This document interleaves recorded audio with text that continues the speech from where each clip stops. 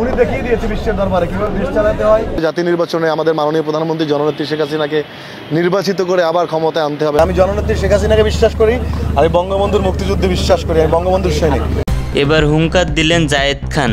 নৌকা মানে শেখ হাসিনা। শেখ হাসিনাকে যারা পতন ঘটিয়েছে তাদের এ বাংলার মাটি ছাড়তে হবে বলে দাবি আওয়ামী লীগ সমর্থকদের। খুব শীঘ্রই উপদেষ্টাদের পতন ঘটিয়ে আসছে বলে ক্ষোভ প্রকাশ করলেন চিত্রনায়ক জায়েদ খান।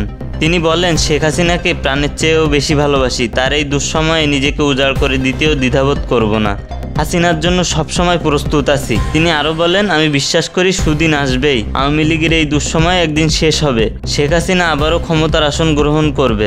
এছাড়াও যারা শেখ হাসিনাকে পতন ঘটিয়েছে তাদেরকে শাস্তির আওতায় আনা হবে বলেন আওয়ামী লীগ সমর্থকরা। এই সরকার যে সরকার জনগণের সরকার না, সেই সরকারকে আমরা চাই না। এই সরকারকে আমরা টেনে হিস্ট্রি নামাবো।